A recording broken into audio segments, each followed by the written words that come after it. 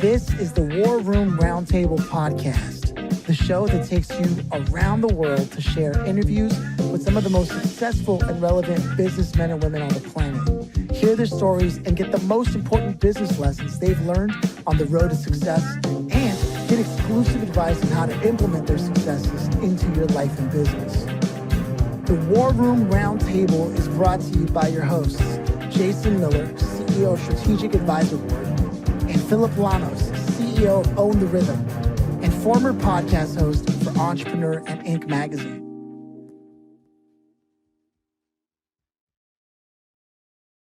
Welcome to the War Room. It's a pleasure to have you here, Paul. How you doing? I'm doing really well, and I hope you guys are the same. Yeah, absolutely. I as I said earlier, I can already tell this is going to be a good one. I know a lot of shows try to go that route, but no, you say it's a good one when you already had so much fun before you even hit record. And one of the great things about what we have here with having you on is that you are a 35 plus year serial entrepreneur. So Yes, there's sir. a lot to pull in from that. And those last 7 years, you've been a business consultant in the private sector, for the supplier diversity space. And Yes. so I want to go into that. But before we do, we've got a tradition around here, a little hazing as we get things started. And that is, do you yourself come from a family of entrepreneurs or business owners? Actually, well, probably my grandfather on my mom's side had his own business in a small general store in the middle of nowhere, North Dakota. But that's pretty much it. Okay. So I don't know where I got it from. Yeah. No, I'm glad you understood the question. Sometimes some people will respond and they'll say things like, oh, I don't know. Almost like we were asking them to come up with, do you have any business background whatsoever? No, it's almost cooler either way. It can always be different. But so Sure. You actually got the bug from somewhere then. I'm not sure if that they told you that growing up and you were like, oh, I'd like to own my own store someday. That wasn't the story, was it?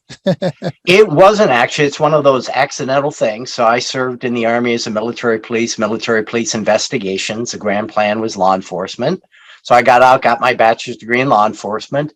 So as I was finishing my degree, going to school during the day, bartending at night, looking for cop jobs, I wound up answering an ad for two brothers who were starting a private investigative agency. And they wound up hiring me. And one of the brothers was an Army guy.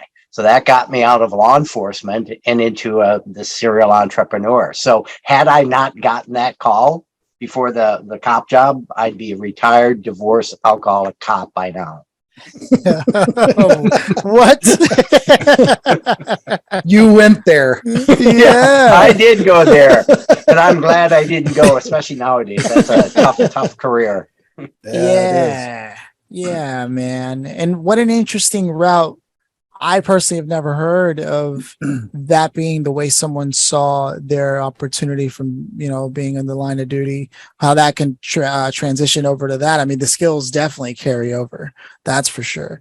And I've got a few friends in New York, actually, who started a private investigation firm at the corporate level. So I think it's really cool to hear how you got there and how important that call was, because timing is definitely an important factor in business, right? An important factor in the success of an individual's professional aspirations. So what I want to know is, so you got this call because you were looking and it took you to where you are today. But I imagine that isn't the whole story, right? Because you're now in a different space as opposed to private investigation. So Correct. what took place there is what I'm trying to get at. So the PI firm was set up to do work comp surveillance. And so it's, insurance companies hire you because somebody's been injured. They don't quite believe that they're as injured as they are. So they hire people to follow them around, surveil them, and videotape them doing things they're not supposed to. I did that for about a year. And sitting in the middle of nowhere, Minnesota, 30 below, in a van going, what the heck am I doing? I spent 3+ years in the military as a cop. I got my bachelor's degree. Now I'm sitting in a van freezing my butt off. So I was actually going to leave. And at the time, the two brothers parted ways, and the brother who had the private investigator license was leaving. So the business was going to go out of business. So the other brother, the money brother, said, can you stay around? until you get a replacement. I know you want to leave. So that put me in a position to be running the company and not doing the surveillance. And that really struck a chord to say, this gives me the chance to run a business and not sit out in the van. So that's what got me into business and running a business. And that started from there. And then we expanded into doing background checks for nuclear power utilities, extensive background checks. We started doing credit reporting for mortgage. So it really morphed into different businesses as you grow involved. And I really liked the ability to do everything. As an entrepreneur, you're doing everything from wiring computer cables to sales calls to proposals to everything. So it was a great use of a lot of skills. And that's what I really enjoyed about it. And I discovered that seeing a problem and creating a business around it was something that really does a lot for me. That's what I like to do. So I'm up to at least 15 different businesses just for that reason, including the current ones I'm in. I saw a need. I said there could be a business around it, so you do it. Man, you are speaking Jason's language all day right now. Yeah. Well, and you look at it and say, it's a tough journey. You know, if somebody tells me they want to start a business, I'm going to have a serious conversation because it's very hard to do. You may be good at whatever the business of your business is, but if you've never run a business, it's tough because you're doing things you don't even know you need to do. And you're not doing your business of your business, you're running a business. And unless you've done it, you don't have the skills. You don't know what you don't know. So it can be very difficult to do. And there's some pride in the fact that you can create an idea and build a business around it, because that's not easy. And many people just don't have the guts to do it because, you know, it's risky. And especially before COVID, 75+% of small business startups don't make it long term for the COVID impact, and we're up to 90+%. So it can be devastating when a business doesn't work, physically, financially, emotionally, relationships. So it's tough. I respect anybody who goes into business and succeeds. Man, you touched on so many things right there. Number one, the idea of you could be good at something, but that doesn't mean you'd be good at running a business that does Correct. that something, right? Correct. That's the first thing that many people who get started find out the hard way and then don't even know how to wrap their heads around, okay, so what does it mean to be in business regardless of the business you're doing? Correct. Right? Yep. Hiring, management, sales and marketing, accounting, all the legal stuff. You know, we worked with a client that was in business 35 years, woman-owned business. She went through a program where we actually helped coach her on running a business. And she said, I didn't even know what I didn't know. And I've had a business for 35 years. Whoa. By the seat of their pants. Somehow they made it every month. Succeeded despite themselves. And that is something to be said there too. For me, I want to take this time to allow Jason to interject because I feel like there's so many things that you said that just speak to some of the way Jason sees businesses and helping businesses, but also, you know, his own military background and also running multiple businesses at the same time. You guys have a lot of crossover there. Absolutely. Yeah. Well, first of all, thank you for your service. That's the most important thing. I love having other veterans on the show. That's really important to me. That's the war especially room Army was especially go Army beat Navy. Right, there you go. Yep. A good friend of mine, he runs Authentically American. Oh yeah, I know him. Do you know him? Yeah. He runs it. Yeah.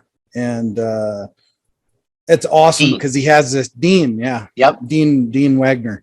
And he has this shirt. It says Go Army. And when you sweat, the words beat Navy appear when you sweat. They do. They do. He does a hilarious. really good job of promoting his company. So I've talked to him quite a few times, and he's a great guy. West Point guy, if I remember right. Yep. West Point, and he was an officer. Yes. But we don't hold that against them though, right? Nah, we won't hold it against him. That's for sure. But here's what's really interesting that I've seen over you know, I have 12 companies now. I've had, you know, probably over my business career, I've probably had about 20 probably. because I used to buy, flip, strip, do all that kind of stuff. But the one thing I've noticed about like working with business owners, even if they're very, very experienced business owners, is oftentimes I'll take construction for, it's a perfect example, right? Sure. You know, a lot of general contractors are really, really good at, they're good at doing the thing, but they're really bad at running the business itself. Yes. Right? Horrible. You know, they're in the back of the garage paying out $100 bills to their crew and, you know, all this kind of stuff. And that's why I always say, if you're the more integrator type, be the integrator, right? Yes. Be the integrator and bring somebody in to be the visionary. Absolutely. Because you even take that company you were talking about that was 35 years in, right? Successful company, but what would have it been if they would have started differently? For sure. And did not necessarily did it right, but did it better through the years. So it's an interesting dynamic. And oftentimes a lot of really successful business owners, they wear that chip on their shoulder, or they can't clock in their ego at the door and go, look, I need somebody to come in and look from 20,000 feet here and tell me, what are my blind spots? What am I missing? Absolutely. Right? We all need that. Every business owner needs that. Somebody to just come in and do that. Yeah. To your point, there's three categories of people you need in your business: the visionary that has the ideas, the entrepreneur, the one that does that, the driver, but you need the integrator, because somebody's got to take that idea and make it a real business. And typically visionaries aren't detail oriented. They're not really good with people. My first boss in the PI business was a great training, because he could screw up in 30 seconds something and take me 3 months to fix with people, because he wasn't good, but he was a great visionary. And he needed to have somebody who took his idea and made it a business and know how to treat people. Then you need the worker bees. And if you don't have all three, or you're not all three, you better get the other two. No, man, this is something that I learned, I think, in the last couple of years, that just because you're a founder doesn't mean you have to be the CEO. No. You might be better as a CMO. Yeah, like for me, I think if I were to fall into a joint venture, I think I'd make more sense in the human resources, like people department, making sure, because I can take time to understand their ambitions and where they're at, and, you know, hear them out and help them feel at ease while we're communicating things, or why decisions are being made the way they're being made, while somebody else takes care of all the other things that literally makes my eyes go cross-eyed when I start looking at like legal forms and what's going on. And I know it's important, but it's also important to me not to focus on those important things. No. Are you guys familiar with the DISC profile? Yeah. Oh, yeah. Great tool. I discovered it many years ago in business and thought, what a perfect tool to find the right people for the right tasks, just based on the profiles. Yeah. So that's a great tool to identify. You don't stick somebody who's a sales guy into a detailed, role, because they're not good at it, or you don't take a D type and try to make them a people person. My chart was crazy. It was like all I, and everything else. Oh man. But with that said, I want to know more about DSDC Pro. Can you tell me what's going on with that? Like, so we understood that you got that start there, but how did you get here?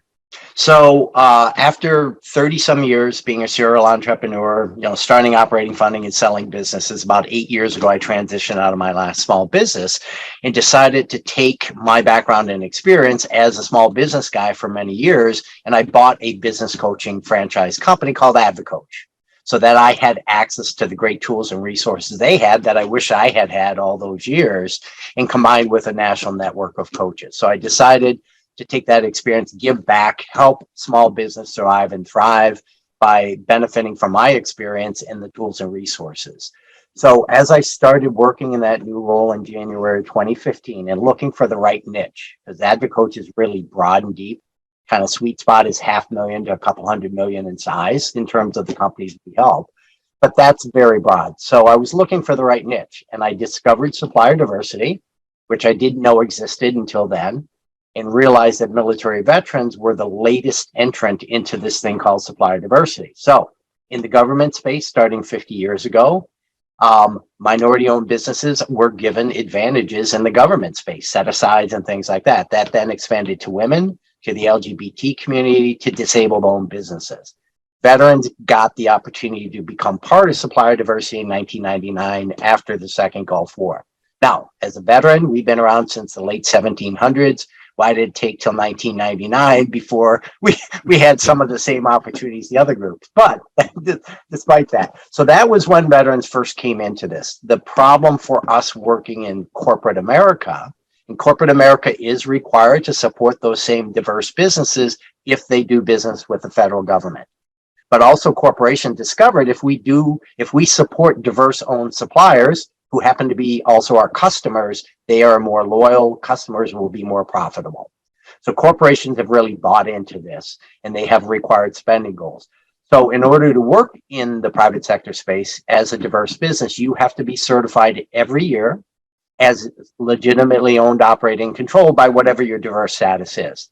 So for veterans, we didn't get our act together until 2014 to form that nonprofit, non-governmental certifying body that corporations required. So as I discovered supplier diversity, the doors were just starting to open up for military veterans because we now finally had the certification corporations required. So I said, this sounds interesting.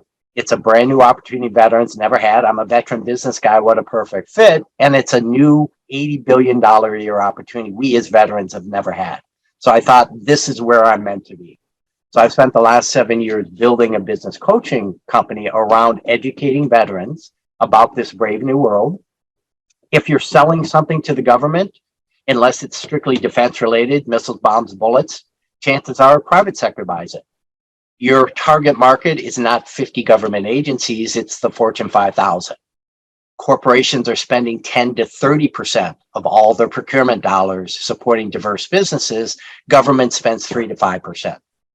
You also don't have the same level of bureaucracy and red tape you're going to find in the government. And the last data point is there's about 16,000 veteran-owned companies certified in fighting over government work. We got about 600 nationally across all industries that are currently private sector. So you're competing with about 96% fewer veterans going after a much larger pool of money, with many more corporations.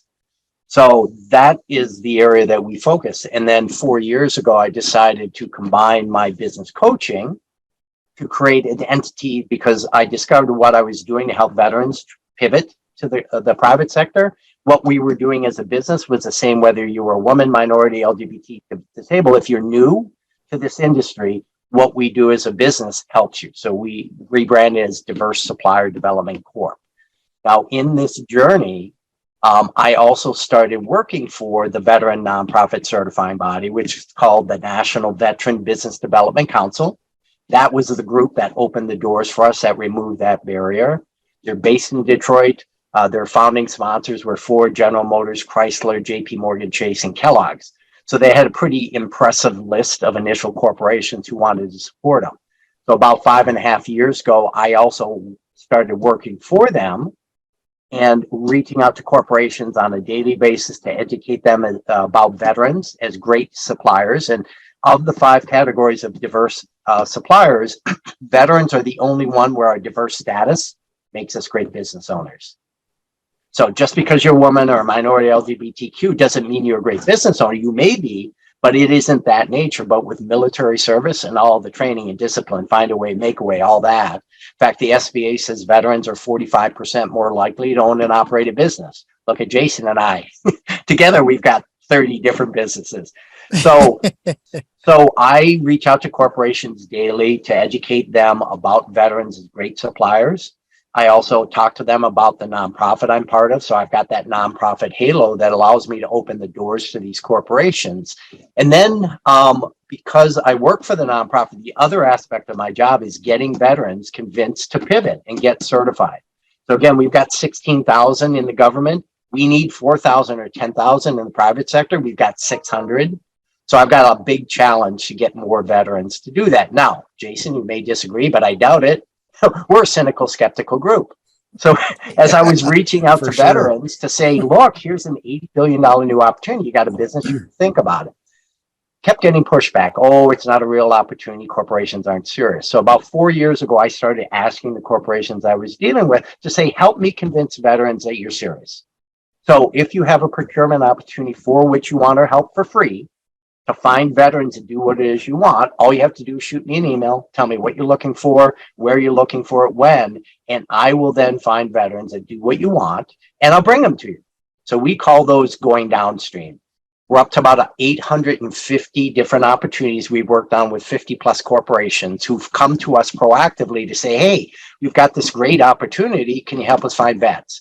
So currently I'm working on 5 opportunities with American Family Insurance for media publishers, video production companies, staffing. I just completed 2 different projects for a general contractor called Swinnerton in California. And I reach out to 200 veteran subcontractors and introduce them to Swinnerton for these projects that Swinnerton want veteran subs. So 850 times 50 plus corporations come to us and say, hey, we'd like your help. So Boeing and Medtron, Capital One alone has given us over 70 procurement opportunities seeking vets. So that's what we've developed. And then the flip side, how we make money is companies actually hire us to be their coaching guide, to educate them about the space, determine if it's a fit. If they're not certified, get them certified. And then we work with them to create a very proactive, strategic, tactical marketing plan to say, okay, based on what you do, where you do it, how you do it, where in the corporate world are you a fit? Are you large enough to deal directly with the Fortune 500, the Walmarts, the Disneys, the Best Buys, the Medtronics of the world? And or are you a subcontractor to a prime contractor that the corporations hire? Because corporations drive their spending goals down through their supply chain. I met a 10-person low voltage electrician in Columbus, Ohio, working on Facebook's 1 million square foot data center, because Facebook hired Turner Construction to build it. They said, Turner, we have spending goals. Guess what? So do you. They hired Hunt Electric to do the electric. Hunt hired this local veteran-owned company who's working on this massive facility. So we look at the Fortune 5000 play for our clients, but we don't leave it there because we know payday's today, right? And we need lower hanging fruit. So we work with veterans and say, look, we need to do a better job of working together with each other. We've got a base level trust with each other. We want to help our brother and sister in arms. So can we partner you with other veteran companies to increase your scope and scale? Strategic partnerships, teaming, and can we be customers and suppliers to each other? So I'm working with 2 Navy guys, one of which is with the Navy 42 years. They do cybersecurity. So I'm doing a daily outreach to 50 veterans at a time who have 50 employees or more and introducing our client as a potential cybersecurity vendor to them. So vets working with vets. So we really develop a very holistic plan to say, let's go after Fortune 500, Fortune 5000. Let's put you with other veterans, and let's put you with other veterans as potential customers and suppliers. So that's my story. Oh boy, you and I got a lot to talk about. Yes, sir. I was gonna say I've seen everyone that's come through this show, and there has never been someone more qualified to be speaking with Jason about doing great things for the world, man. My God, there is not enough time on this show to have the rest of that discussion. Absolutely, and honestly, it really is great to hear about somebody who was able to mix purpose with profit. You know, it's rare. It really is. And when someone can find it, you got to hold on to it like the gold that it really is. And it's liquid gold. So it's constantly, you know, you got to keep gripping, man. And I can't thank you enough for all that you're doing and for the way you also broke it down so that people understand. I mean, this is a perfect example of no business is an island, right? Mm-hmm. There is just this entire funnel, this entire structure that lives and it's ready to serve. It's ready to create opportunity. And so when people say, I just can't find the opportunities, you're just not looking hard enough. Just not looking. Just not looking. And you know what really drives me too is because it is a new opportunity for veterans. And we have so few. And when I started working in this space for the nonprofit, I talked to Walgreens. said, how many diverse suppliers do you have in your database? He said, well, we've got about 23,000 women and minority owned businesses. So do you have any veterans? Yeah, we've got 12. I said, 12? Target, and I'm based in Minneapolis. When I started working with them, they have 3 veterans in their supply chain. For some reason, I think that was wrong, especially because we make some great suppliers. I think the largest veteran company we've certified to date is over $2 billion a year. So there's some great veteran business out there who could be great suppliers to the Fortune 500. They just need to know about it and get in the space and be professionally persistent and develop the relationship and show them what a great job we can do. Man, I'm just a big fan. I'm a big fan of what you're doing. And I hope you don't mind. Someone else I'm a big fan of is, as you know, I mentioned earlier, this show is literally supported by actual business owners. And I believe after having spoken with you that we'll be having more of those be veterans as well. And that'll be super cool. And one of our bigger supporters that literally makes this show possible, in particular this episode, if you don't mind, I'd like to talk about scale with social selling. Please do. See, if you've ever looked at your sales calendar and thought to yourself, well, like, wow, business would be a lot better if this calendar was filled with perfect prospects, which is all of us business owners, then of course it'd be better. And of course you'd be more profitable. But the thing is that scale with social selling isn't actually going to let you keep that as a wish anymore. If you are struggling and feeling like, I wish, you can just go to try scalewithsocialsellingsystem.com. And that's try.scalewithsocialsellingsystem.com to find out why the prospecting system is exactly what your business needs to scale to the next level. And when you book your free scale session with their team, you can let them know that the War Room podcast sent you, because we are working together, and they'll go ahead and increase your minimum booked call guarantee by an extra 20%. That's right. They said guarantee. So you should keep that in mind and hold them to it, but also let them know that we sent you. And thank you so much, Scale with Social Selling, for supporting us and making this episode possible. Now, with that said, man, Paul, when we reflect on what you just broke down and the time you took to articulate it the way you did, and I think back to how this conversation started with you in that van doing private investigation. You investigated the hell out of the opportunities that are available there for veterans, man. And now you're in a place where you're truly giving back in a way that's impacting a group that I personally, while I may not have any military experience, have seen. I've been in rooms with people who have paid the costs and sit there with PTSD and, struggle with reassimilating into society. And yet somehow, even with all that on top of them, on top of their shoulders and in their hearts and minds, they still get up every day and run a business and take care of their families and everything they can to be upstanding citizens and never gloat. I've never met a vet who's ever gloated and tried to brag about it. So to know that you're out there helping them get business opportunities, that's what business is about, man. People helping people, being more useful to more people. So for me, you've earned a fan in me. And before I keep going, I want to let Jason interject and speak to some of the things that you've talked about. Very good. Thank you, Phillip. Yeah. Well, it comes down to this at the end of the day, as like Phillip said, business doesn't have to be an island, right? It doesn't have to be.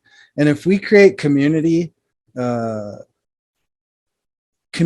around all of that, it never has to be an island. And that's the beautiful thing with, like, I have like intentionally done that with everything in business, is I always create a community around it. That way you never feel like you're alone. And the veteran community it's a wonderful community, but it's also a community that gets taken advantage of a lot. And why? Because we're good people and we just expect everybody else to be that way. Exactly. Right? Very to true. have loyalty, honor, duty, respect, all these things, right? We expect other people running businesses to have those same, ethical practices as we do. And that's not always the case. It is, and which is why it's a big part of our work with our Right. clients is let's partner with you with fellow veterans. You've got that Yeah. base level trust type of thing Yeah, so that you that's can right. help each other out. And in any small business, you shouldn't be an island. There are other businesses out there you can partner with.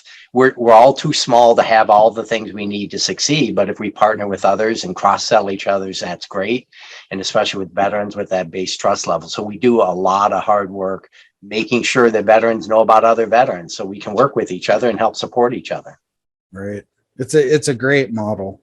I love it. And, definitely want to hop on that train with you. Yeah. Because when there's anything veteran oriented, I love being a part of it for sure. Yes. Yeah. Especially when it's related to business. And, that's That's the frustrating thing. There's $80 billion out there waiting for us. Why are we struggling to get more than 600 companies to get involved? And we're making progress. So we had a webinar yesterday. We had over 100 companies sign up, and it was all about pivoting to the private sector and what the opportunities are and why you really need to think about it. And I bet half of the veterans we talked about don't know there's a private sector play. They don't know about the opportunities there, and they need to. Yep.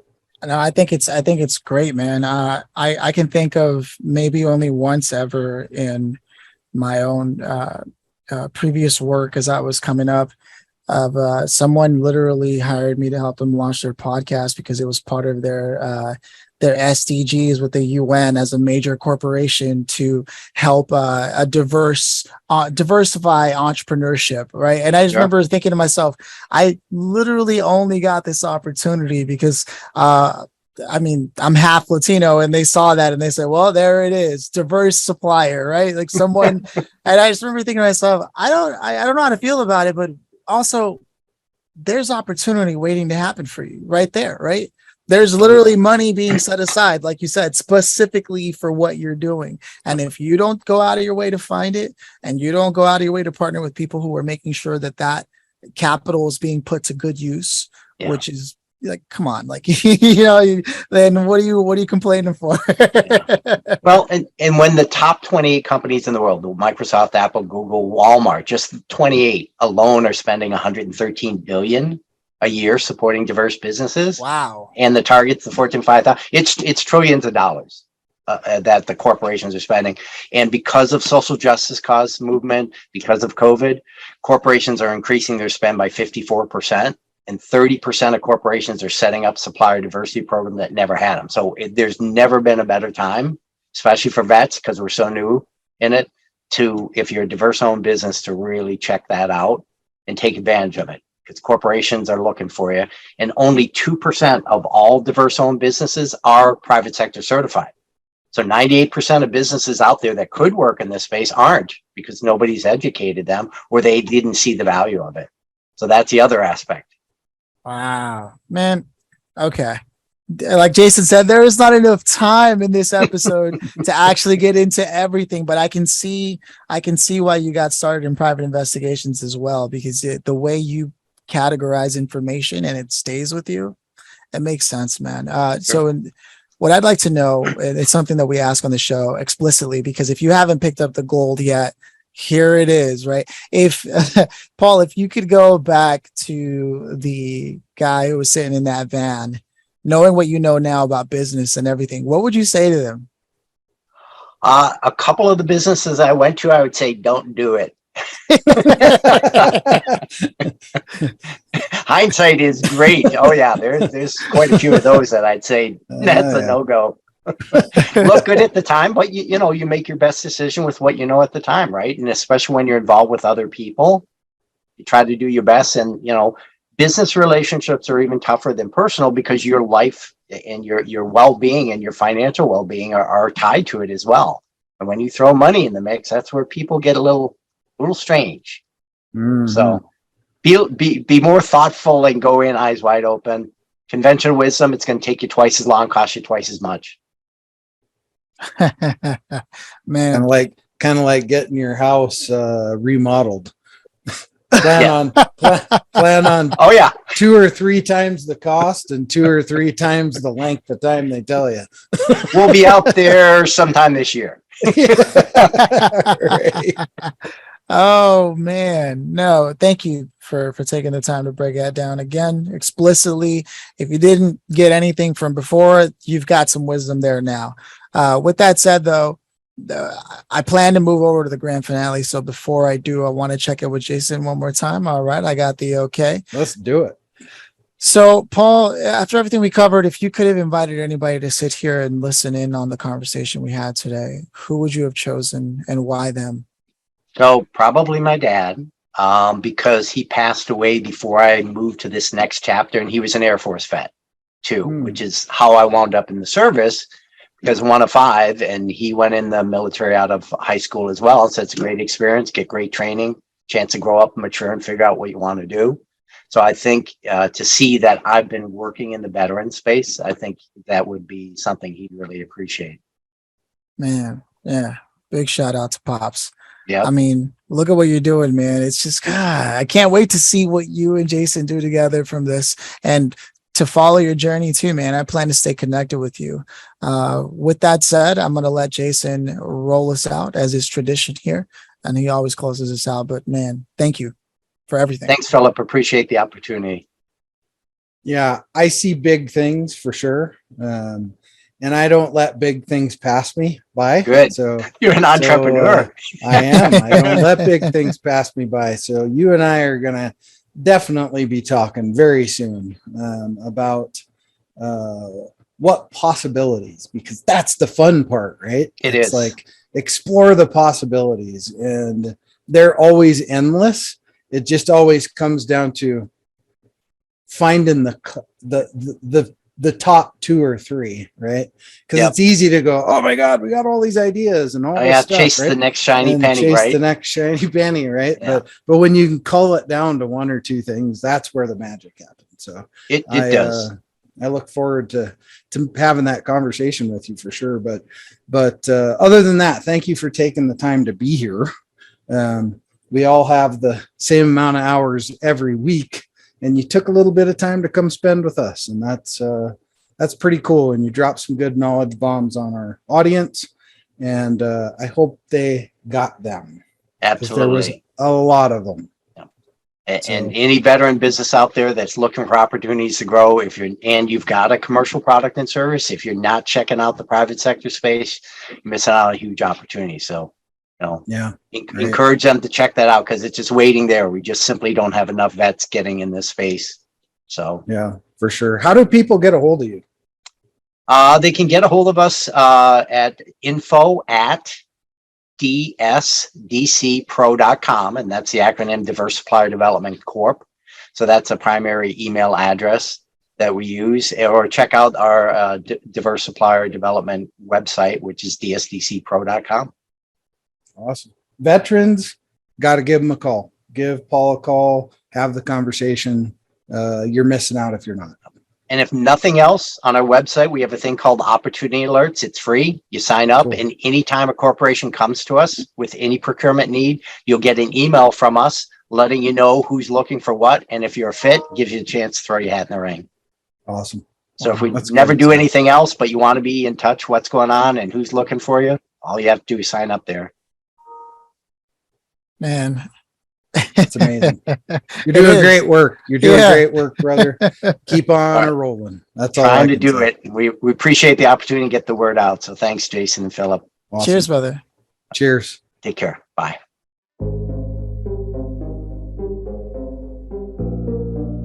Thanks for listening to the War Room Roundtable with your hosts, Jason Miller and Phillip Lanos. Please leave your feedback and visit strategicadvisorboard.com to get the latest and greatest business advisement on the planet. Follow us on social media for updates, and always remember, if you can dream it and believe it, then you can go achieve it. We'll see you in the next episode.